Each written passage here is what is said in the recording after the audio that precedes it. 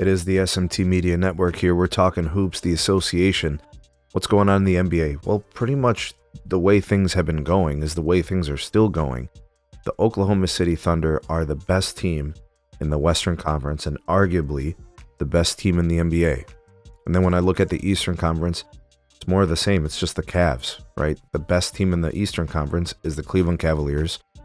And then there's everybody else. And that's basically how the two conferences are set up. And I don't mean or intend to try to downplay how good the Boston Celtics can be. And the fact that they have a championship pedigree, I don't want to do any of those things. I'm not trying to downgrade those teams at all. All right, the second tier teams or the teams with a slightly worse record. I'm just here to establish something that I've spoke to on several occasions over the last several videos or the course of curating content on my channel for the last several months. Folks, when teams play basketball in the regular season, there's things that you learn about them.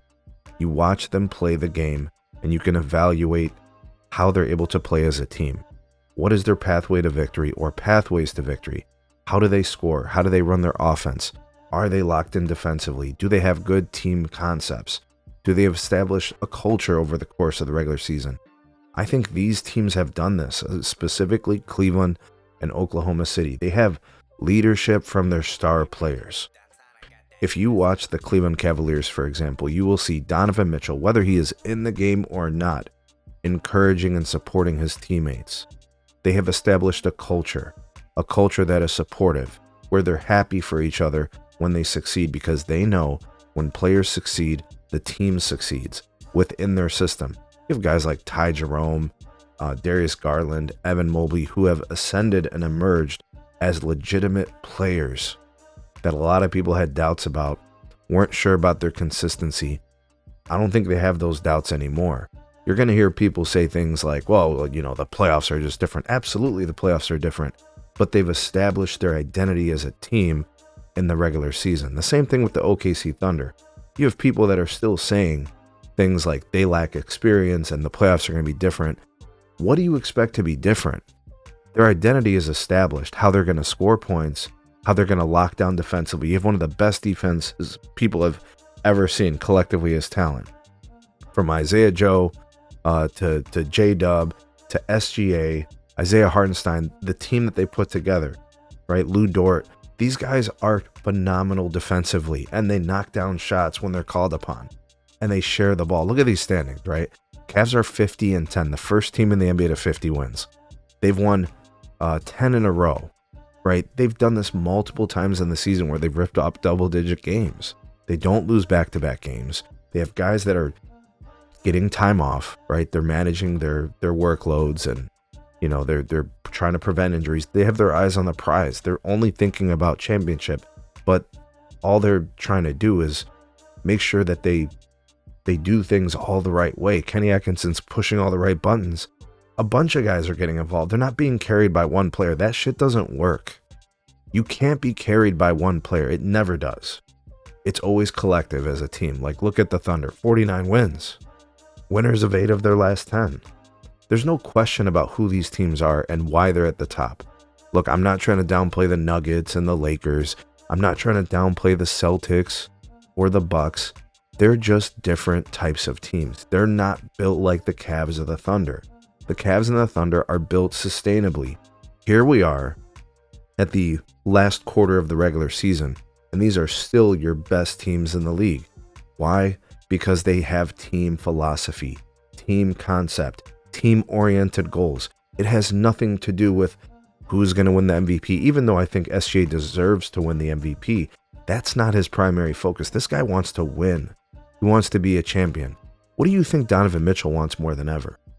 He wants team success because he knows that is a true measure of a star player. Can you ascend and get to a level that puts you in the pantheon of greats? That's all that's left for these guys. These guys are incredible talents. They just want to win a chip. Now, the roads aren't easy. You got to win in the playoffs. There, you're going to play the best version of every team that you play during the regular season. But these teams are built for it. All right. It is not going to be a surprise to see the Thunder and the Cavs in the NBA Finals. And it's not just because they have the best records. It's because they have the best teams. those two teams are built the best. They have the best coaching. They have the best rotations. They have the best depth.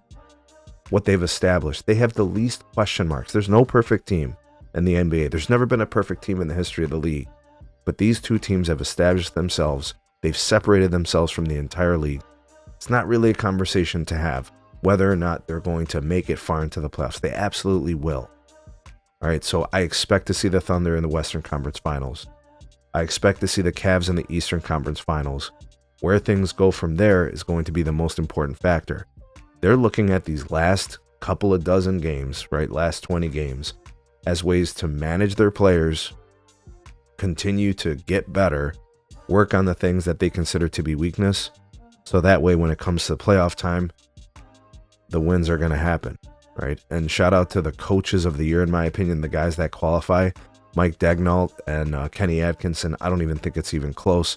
Shout out to the guys over there in Detroit who have made a huge turnaround. Shout out to the turnaround in Milwaukee after the rough start. Some of the things that are going on across the league are amazing. Shout out to the Lakers. I got to give them credit, right? They've really established a culture of defense. JJ seems to have righted the ship, and they're kind of, some of the things that have changed over the course of the season. But it's the Thunder and the Cavs, and I said it many months ago, and this will close out the video.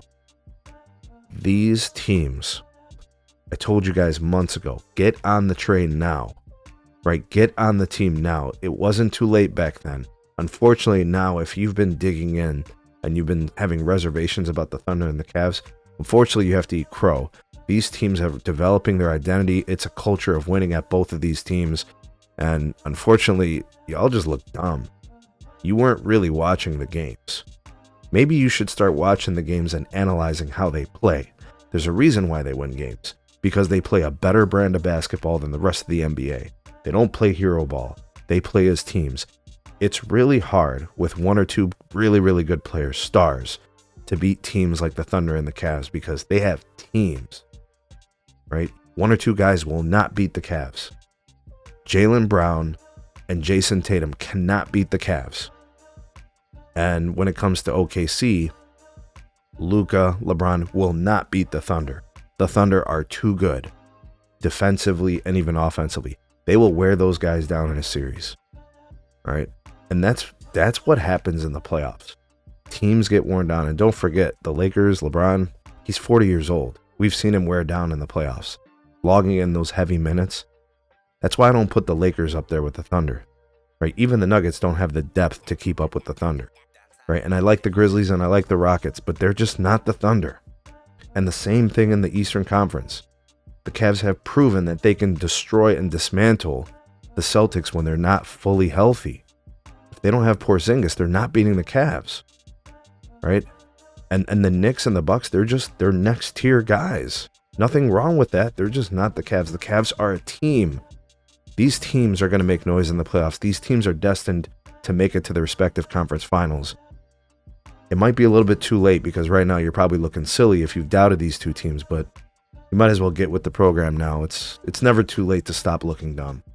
It's going to be the Cavs and the Thunder in the respective Eastern Conference Finals, and I don't really think it's a question.